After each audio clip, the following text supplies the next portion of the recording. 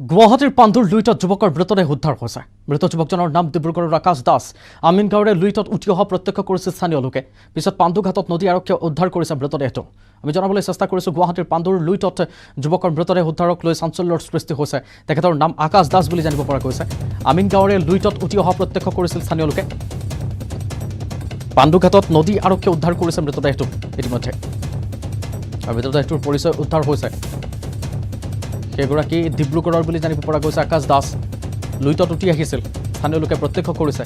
পাণ্ডুঘাটত নদী আৰক্ষীয়ে মৃতদেহটো পাছত উদ্ধাৰ কৰিছে।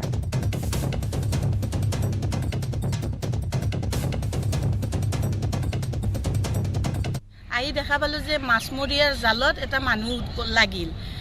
মাছমৰীয়া জালখনৰ পৰা কাটি দিলে আৰু মোক কালে বাইদেউ এটা লাশ পাইছোঁ। লাশটো পূৰা ভাহি উঠিছে, ক'লা পেণ্ট চাৰ্ট পিন্ধা 26-27 বছৰীয়া ল'ৰা হ'ব। তাৰপিছত মই আমাৰ আমিন গাঁৱৰ আই চি ছাৰৰ লগত যোগাযোগ কৰোঁ। আই চি ছাৰে আকৌ নদী আৰক্ষীৰ নম্বৰ দিয়ে, তাত যোগাযোগ কৰি কিনে পিছত লাশটো পঠাই দিলোঁ। জালত লাগি আছিলে, জালত মানে তলত আছিল লাশটো, জালত লাগি কিনে ওপৰত উঠি আহিছে মানুহজন। মানে ল'ৰা আৰু এটা 26-27 বছৰৰ ল'ৰা। ৰাতিপুৱাই দেখা পাইছে, ৰাতিপুৱা 5:30 বজাতে। বগাহাতীত যেন পৰিণত হৈছে কাজিৰঙাৰ 37 নং ৰাষ্ট্ৰীয় ঘাইপথৰ ডিজিটেল স্পীড মনিটৰিং ব্যৱস্থা। কাজিৰঙাৰ ৰাষ্ট্ৰীয় উদ্যানৰ কাষেৰে যোৱা 37 নং ৰাষ্ট্ৰীয় ঘাইপথৰ হালধিবাৰী, কাঞ্চনজুৰি আৰু পাণবাৰীৰ এনিমেল কৰিডৰত বন বিভাগে স্থাপন কৰা ছেন্সৰ কেমেৰা সংলগ্ন যান বাহনৰ গতি নিৰীক্ষণ ব্যৱস্থাৰ মৃতপ্ৰায় অৱস্থাৰ বাবে প্ৰতিক্ৰিয়াৰ সৃষ্টি হৈছে কাজিৰঙাত। উল্লেখ কৰিম যে এনিমেল কৰিডৰসমূহত যান বাহনৰ গতি ঘণ্টাত সৰ্বোচ্চ 40 কিলোমিটাৰ নিৰ্ধাৰণ কৰি বন বিভাগে গতি নিৰীক্ষণ কৰাৰ বাবে প্ৰায় 18 কোটি টকা ব্যয় সাপেক্ষে 3 বছৰ পূৰ্বে স্থাপন কৰিছিল 6টা ছেন্সৰ কেমেৰা। কেমেৰা স্থাপনৰ পাছত কিছু নিয়ন্ত্ৰণলৈ আহিছিল যান বাহনৰ গতিবেগ। কিন্তু স্পীড মনিটৰিং ব্যৱস্থা এতিয়া বিকল হোৱাৰ বাবে অধিক সংখ্যক যান বাহনৰ গতিবেগ নিয়ন্ত্ৰণ নোহোৱাৰ অভিযোগ উত্থাপন হৈছে। অভিযোগ মতে পথছোৱাত সংঘটিত বহু দুৰ্ঘটনা কেমেৰাত বন্দী হোৱাৰ বাবে তদন্তৰ সুবিধা হৈছিল বন বিভাগৰ। তদুপৰি কৰিডৰ এলেকাত বিভিন্ন সময়ত ৰখাই থোৱা যান বাহনৰ ক্ষেত্ৰতো বন বিভাগৰ নিৰ্লিপ্ত ভূমিকাৰ অভিযোগ উত্থাপন হৈছে। এই ক্ষেত্ৰত প্ৰয়োজনীয় ব্যৱস্থা গ্ৰহণৰ বাবে মুখ্যমন্ত্ৰীক আহ্বান জনোৱা হৈছে।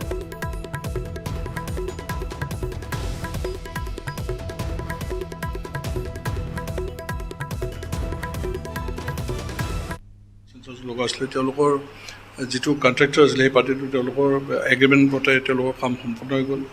তাৰপিছত দেখা যায় যে আমাৰ মেইনটেনেঞ্চৰ অভাৱ হৈ আছে। এতিয়া আমাৰ আমট্ৰনত মানে চাবলৈ দায়িত্ব দিয়া আছে। তেওঁলোকে এটা ৰিকমেণ্ড দিছে। মই কৈছোঁ যে আমাৰ থলুৱা যিটো আমাৰ আমট্ৰন আছে বা ইলেক্ট্ৰনিক্স ডেভেলপমেণ্ট কৰ্পৰেশ্যন, তেওঁলোকক চাব দিয়া হৈছে। আৰু তেওঁলোকে এতিয়া আমালৈকে এটা কেনেকুৱা ধৰণৰ কাম মানে মেইনটেনেঞ্চ কৰাৰ কাৰণে কি পৰ্যায়ত কামবিলাক হ'ব ঠিক তেনেকুৱা এটা এষ্টিমেট বনাই দিছে। সেইটো মই ওপৰত টেক আপ কৰিছোঁ।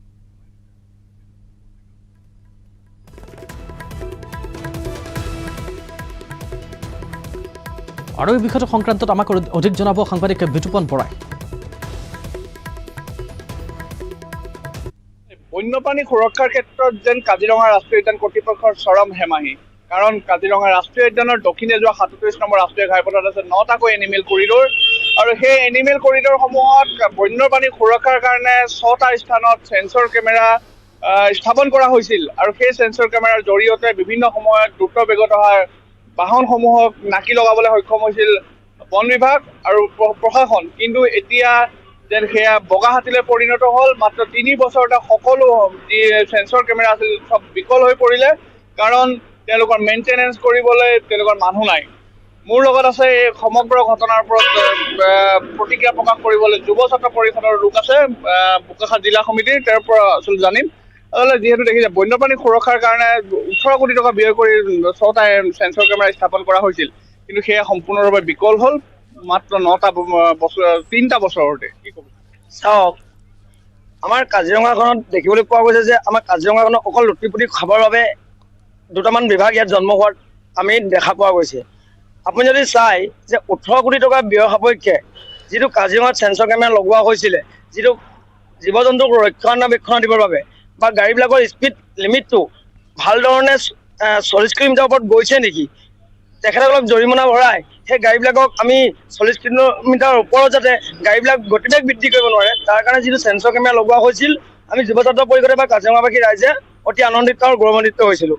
যিহেতু কাজিৰঙা ৰাষ্ট্ৰীয় উদ্যানত যেতিয়া বানপানী এটা হয়, এতিয়া আপুনি দেখিব যে কাজিৰঙা ৰাষ্ট্ৰীয় উদ্যানৰ পৰা ওলাই অহা সমূহ বন্য জীৱ জন্তু 37 নং ৰাষ্ট্ৰীয় ঘাইপথেৰে পাৰ হৈ পেলাই দক্ষিণ দিশে যিটো পাহাৰ আছে তালৈ ঢাপলি মেলে নিজৰ প্ৰাণৰ ৰক্ষাৰ কাৰণে। কিন্তু সেইকাৰণেই গাড়ীবিলাকৰ স্পীড লিমিটটো কমাবৰ বাবে 18 কোটি টকা ব্যয় সাপেক্ষে কাজিৰঙাত এটা আপোনাৰ এইবিলাক সেন্সৰ কেমেৰাৰ ব্যৱস্থা কৰিছিলে। কিন্তু অতি পপুলাৰ স্বৰূপ দেখুৱালে যে 3 বছৰ নহওঁতেই আপোনাৰ সম্পূৰ্ণভাৱে এই যিবিলাক সেন্সৰ কেমেৰা লৈছিলে সেইবিলাক সম্পূৰ্ণভাৱে বিকল্প হৈ গ'লে। মানে কি 18 কোটি টকাৰ বন বিভাগ বা অসম চৰকাৰে এই 18 কোটি টকাটো যে এটা হৰাত পাতিলে তাক কিন্তু অসম চৰকাৰে নৈ বা বন বিভাগে নৈ বুলি ক'ব নোৱাৰি। বন বিভাগৰ গাফিলতিৰ কাৰণেই অসম চৰকাৰ বা এই প্ৰশাসনৰ গাফিলতিৰ কাৰণেই সম্পূৰ্ণভাৱে যে সেন্সৰ কেমেৰাটো কিহৰ কাৰণে এনেকুৱা বিকল্প কৰি পেলালে এইটো অতি আশ্চৰ্যজনক কথা। আৰু যেনেধৰণে কৈ আছে আপোনালোকে ধৰি লওক যেতিয়া আপোনাৰ সেন্সৰ কেমেৰাকেইটা লগোৱা হৈছিলে সেইটো সময়ত 40 কিলোমিটাৰ ওপৰত আপোনাৰ গাড়ীৰ গতিবেগ সম্পূৰ্ণভাৱে 40 কিলোমিটাৰ ওপৰত যোৱা নাছিলে। কিন্তু আপুনি যদি আজি চাই সেই একেখন গাড়ীয়ে কিন্তু 100ৰ ওপৰত গতিবেগ গৈ আছে। নিশ্চয়কৈ আচলতে কাজিৰঙাত যি এই সেন্সৰ কেমেৰাক লৈ ইতিমধ্যে প্ৰতিক্ৰিয়া সৃষ্টি হৈছে। চেন্নাইস্থিত অসম এছ'চিয়েশ্যনৰ উদ্যোগত উদযাপন কৰা হৈছে ৰঙালী বিহু। 16 এপ্ৰিলত চেন্নাইৰ নীলানকাৰাইৰ ব্লু লগোন ৰিজৰ্টত অসমীয়া পৰম্পৰাৰে পালন কৰা হ'ল হেঁপাহৰ ৰঙালী। গৰু বিহুৰ পৰা আৰম্ভ কৰি হুঁচৰি জেং বিহু আদি প্ৰদৰ্শন কৰাই প্ৰবাসী অসমীয়াসকল। কণ কণ শিশুসকলৰ মাজত বিভিন্ন প্ৰতিযোগিতাৰে ৰঙালী বিহুক চিনাকি কৰি দিয়াৰ প্ৰয়াস কৰে অসম এছ'চিয়েশ্যনে। বিহু অনুষ্ঠানটিত উপস্থিত থাকে বিধায়ক এছ অৰবিন্দ ৰমেশ আৰু এডুকেশ্যনেল গ্ৰেটাৰ চেন্নাইৰ অধ্যক্ষ শ্ৰী টি বিশ্বনাথন।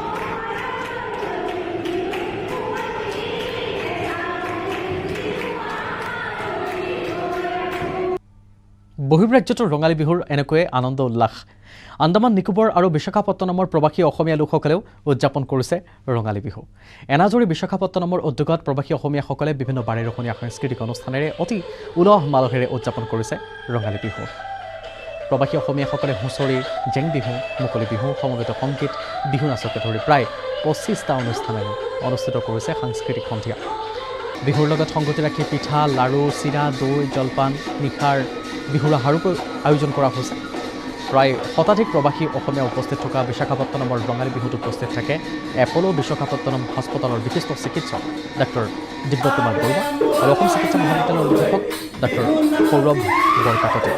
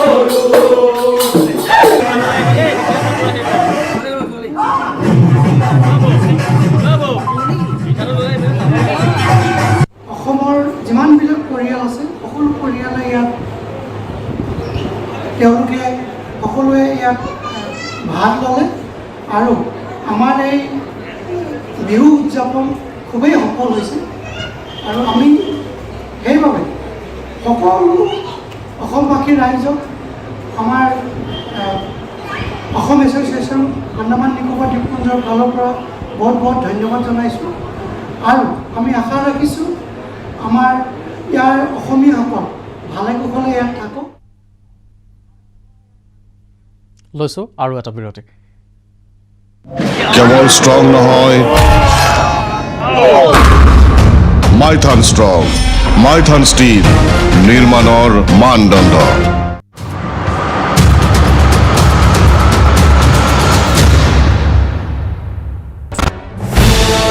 কৰা বিহু অনুষ্ঠানতো ভাগ লৈছিল প্ৰধানমন্ত্ৰীয়ে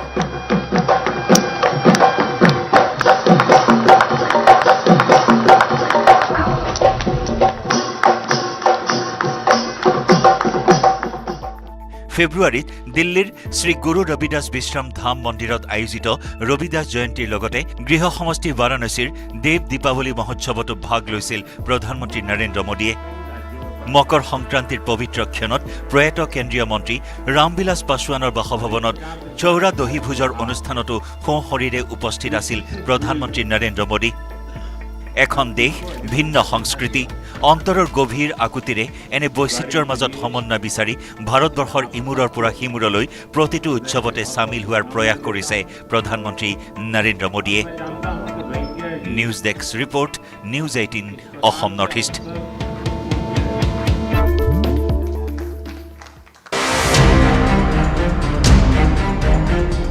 অসমীয়া জাতিক ঠগুতে ভয় লগা নাছিল বিদেশীক স্বদেশী কৰি দেশদ্ৰোহ কৰোঁতেও কপা নাছিল বুকু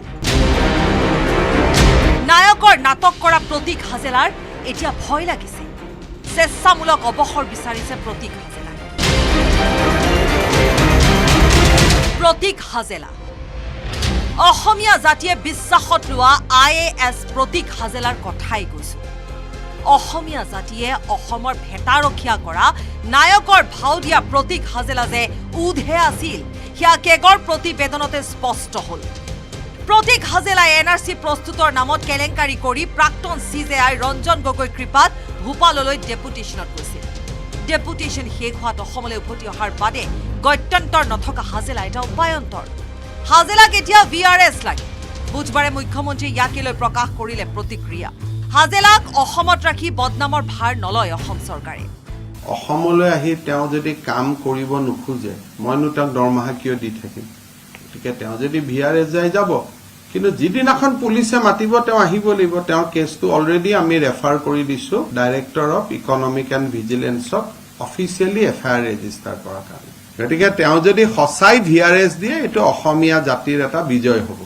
হাজেলাৰ বিৰুদ্ধে DIOত চৰকাৰে তৰিছে গোচৰ আৰক্ষীয়ে মাতিলে হাজিৰ হ'ব লাগিব হাজেলা মুখ্যমন্ত্ৰীক এই কথাত ধন্যবাদ জনালেও 5ৰ পৰা 10,000ৰ ঘুষ খোৱা বিষয়া কৰ্মচাৰীয়ে হাত ডঙাৰ দৰে এই বহাগতে হাজেলাক হাত ডঙা চাবলৈ অপেক্ষা APW টোটেল কেগৰ কেলেংকাৰী ওলাল 260 কোটি মুখ্যমন্ত্ৰী প্ৰধানমন্ত্ৰী গৃহমন্ত্ৰীলৈ আমি চিঠি লিখিছোৱেই দেশদ্ৰোহিতাৰ ক্ষেত্ৰত NIAৰ হতো এটা তদন্ত কৰিব লাগে যে কেনেকৈ বিদেশীবিলাকৰ নাম ভাৰতীয় কৰাৰ চেষ্টা কৰিছিলে যিহেতু তেখেত চাকৰিত নাথাকে মুখ্যমন্ত্ৰীৰ আৰক্ষীয়ে কেন্দ্ৰীয় চৰকাৰৰ আৰক্ষীয়ে কাণত ধৰিও টানি লৈ আহিব পাৰে অভিজিত শৰ্মাৰ দাবী অসমেৰি পলাব বিচৰা প্ৰতীক হাজেলা যাতে বিদেশলৈ পলাব নোৱাৰে জব্দ কৰিব লাগে পাছপোৰ্ট হ'ব লাগে নিয়াৰ তদন্ত অসম চৰকাৰ কেন্দ্ৰীয় চৰকাৰক আমি অনুৰোধ কৰিম যে VRS দিয়াৰ লগে লগে হাজেলাৰ পাছপোৰ্টখন যাতে জব্দ কৰে কেনেকৈ কৰে সেইটো আইনী প্ৰক্ৰিয়াত চৰকাৰে বেছি ভালকৈ গম পাব মুখ্যমন্ত্ৰী ডাঙৰীয়াই কৈছে যে পুলিচে মাতিলে আহিব লাগিব পুলিচে মাতিলে আহিব ক'ত যদি ভাৰতত থাকে তেতিয়াহে আহিব তেওঁতো ইমান কোটি টকা ইনকাম কৰি ল'লে NRC নামত তেওঁ বিদেশত গুচি যাব সেইকাৰণে বিদেশত যাতে তেওঁ পলাই যাব নোৱাৰে তাৰ কাৰণে পাছপোৰ্টখন জব্দ কৰিব লাগে ইফালে NRC প্ৰাক্তন সমন্বয়ক হিতেশ দেৱ শৰ্মাই তীব্ৰ বিৰোধ কৰিছে হাজেলাক VRS প্ৰদানৰ দেৱ শৰ্মাৰ স্পষ্ট কথা হাজেলাক দিব নালাগে VRS হাজেলাৰ পৰা ঘূৰাই ল'ব লাগে হৰলুকিৰ 260 কোটি টকা VRS যদি চৰকাৰে তেওঁক দিয়ে তেন্তে ৰিকভাৰীটো নহ'ব তেওঁৰ বিৰুদ্ধে বিভাগীয় তদন্তৰ ব্যৱস্থা হ'ব লাগে তেওঁক নিলম্বন কৰিব লাগে আৰু তদন্তক্ৰমে যদি তেওঁ এইটো সাব্যস্ত হয় যে তেওঁ পইচা পাতি হৰলুকি হৈছে তেওঁৰ দিনত তেতিয়াহ'লে তেওঁৰ পৰা সেই পইচাখিনি ৰিকভাৰী কৰিব লাগে যিহেতু এইটো ৰাজহুৱা ধন গতিকে ৰাজহুৱা ধন ৰিকভাৰী নকৰাকৈ তেওঁক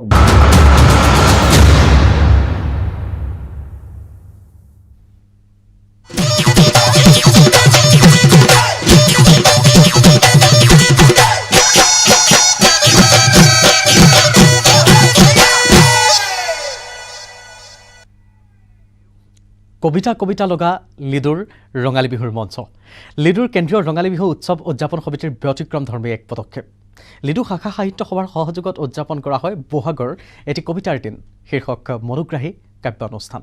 বিভিন্ন প্ৰান্তৰ দুকুৰি কবিয়ে কবিতা পাঠেৰে অনুষ্ঠানটি জীপাল কৰি তোলে। গীতা দেৱী নেওগ আৰু মঞ্জিত ৰাজখোৱাই আঁত ধৰা অনুষ্ঠানৰ আৰম্ভণিতে আদৰণি ভাষণ প্ৰদান কৰে শাখাৰ উপসভাপতি মাধৱ দয়াল দত্তই।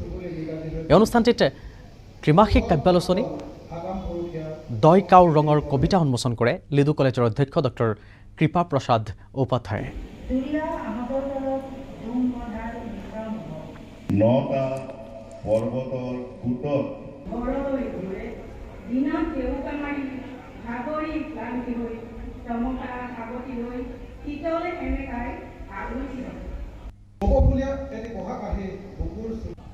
প্ৰতি বছৰে ইয়াত এটা কবিতা অনুষ্ঠান হয় আৰু এই কবিতা অনুষ্ঠানত কবিতা পাঠ কৰিবৰ কাৰণে অসমৰ বিভিন্ন প্ৰান্তৰ পৰা অতি শ্ৰদ্ধাৰ ৰহনীয়া মোহনীয়া কবিসকল ইয়াত আহি উপস্থিত হয়হি।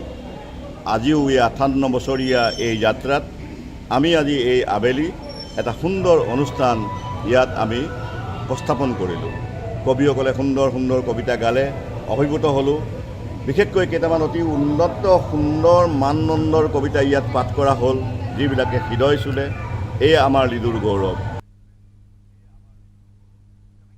গুৱাহাটী বিহু সন্মিলনীৰ ফলাফল ঘোষণা।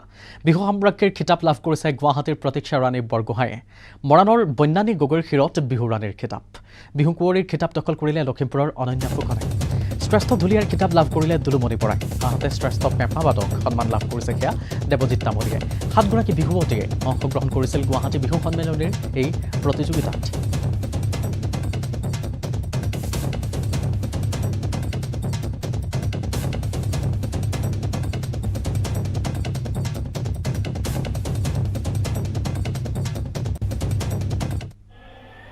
সূৰ্য ক্লাবৰ সহযোগত আগবঢ়াই হৈছে, লগতে স্থায়ী মুকুট আগবঢ়াইছে মনানী বেজবৰুৱাই। আমি তেখেতক এই ৰূপৰ মুকুট তেখেতক অৰ্পণ কৰিবলৈ জনাইছোঁ।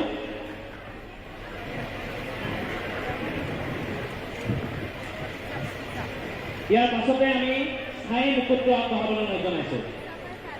এয়া মনানী বেজবৰুৱাই আগবঢ়াইছে এটি স্থায়ী মুকুট।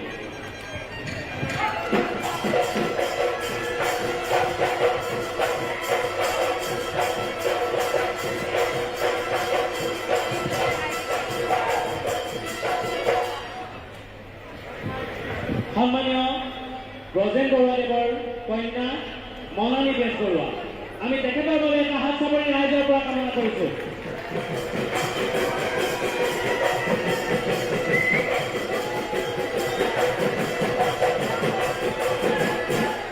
ইয়াৰ পাছতে সন্মানীয়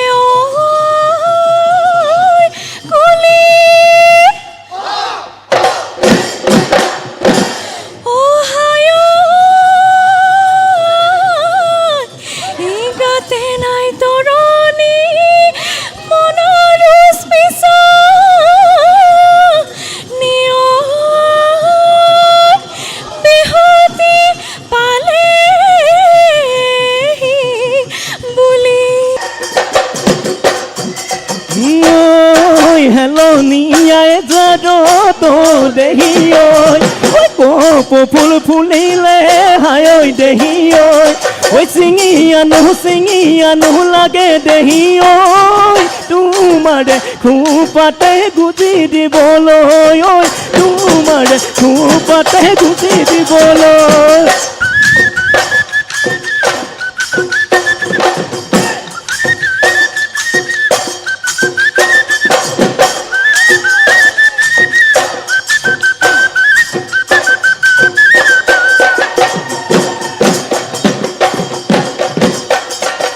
পৰ্বতে পৰ্বতে বগাব পাৰো মই পৰ্বতে পৰ্বতে বগাব পাৰো মই দেহিতে শুনাই ঐ লতা বগাবলৈ টান সৰু মাই ঐ জুৰিয়া হাতীকো বলাব পাৰো মই জুৰিয়া হাতীকো বলাব পাৰো মই দেহিতে শুনাই ঐ তোমাক বলাবলৈ টান সৰু মাই তোমাক বলাবলৈ টান সৰু মাই ঐ বেলিল হিয়ালে ঐ পচি মোৰ দেশলৈ চৰায়ু বাহলৈ গ'ল এই গাঁৱৰ বুঢ়ামে ঠাই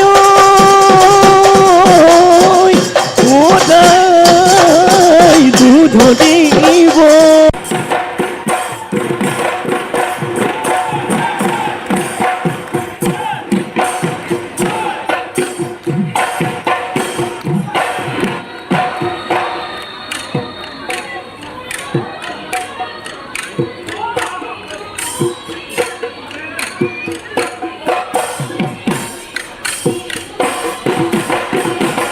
আৰু বিহু সম্ৰাটী প্ৰতিক্ষণ ৰাণী বৰগোহাঁইৰ সৈতে কথা পাতিছিল আমাৰ জ্যেষ্ঠ সাংবাদিক হীৰকজ্যোতি মালাকৰে আমি হীৰকজ্যোতি মালাকৰৰ সেই বিশেষ প্ৰতিবেদন এই মুহূৰ্তত আগবঢ়াব বিচাৰিম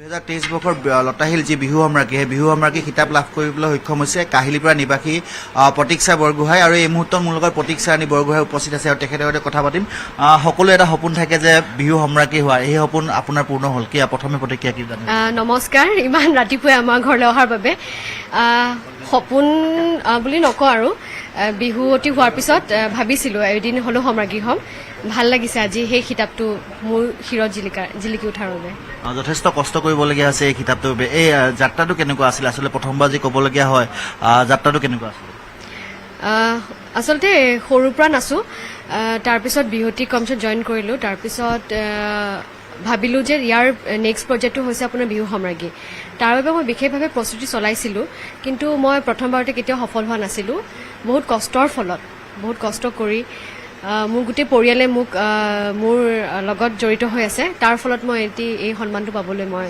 সেয়া কৰিছোঁ প্ৰস্তুতি কেনেদৰে চলোৱা আছিলে আচলতে যে চাব যে বিহু সম্ৰাজ্ঞী যদি মঞ্চখনত উঠিবলৈ হয় যথেষ্টখিনি সফলতা লাভ কৰিব লাগে আৰু প্ৰস্তুতি চলোৱা কথা আপুনি ইতিমধ্যে প্ৰকাশ কৰিছে প্ৰস্তুতি কেনেদৰে চলোৱা হৈছিলে যিহেতু আমি জনাত আপুনি বহুত দিনৰ পৰাই এই লতাশিল বিহু সম্ৰাজ্ঞীৰ বাবে আপুনি যুঁজি আছিল হয় প্ৰস্তুতি বুলি ক'লে কোনো এমাহ দুমাহ নহয় মই গোটেই 12 মাহেই থাকোঁ আচলতে মোৰ সৰুকৈ এখন স্কুলখনো আছে স্কুল আচলতে খোলাৰ এটা উদ্দেশ্য যাতে মোৰ অনুশীলনটো মই লগতে অব্যাহত ৰাখিব পাৰোঁ আৰু মই কণ ল'ৰা ছোৱালীকো শিকাওঁ তেওঁলোকক কোনো মই মূল্য নলওঁ আচলতে কোনো ফিজ নলওঁ তেওঁলোকৰ পৰা আৰু আচলতে মোৰো অভ্যাসটো হয় সেইটো কাৰণে আচলতে মই 12 মাহেই আচলতে বিহুৰ লগত জড়িত 12 মাহে জড়িত হয় আৰু কালি যি সময়ত যে এনাউন্স হৈছিলে বা ঘোষণা হৈছিলে বিহু সম্ৰাজ্ঞী কিতাপ লাভ কৰা তেতিয়া কোনবোৰ কথা আচলতে মনত পৰিছিলে বিশেষকৈ কথা মানে আচলতে মই ব্লেংক হৈ গৈছোঁ একো কথা মনত পৰা নাই কোনোবাই যদি কিবা সুধিছেও মোক সুধিছে ভাল লাগিছে নে বেয়া লাগিছে একচুৱেলি মই নিজে বুজি পোৱা নাই মোৰ ভাল লাগিছে নে বেয়া লাগিছে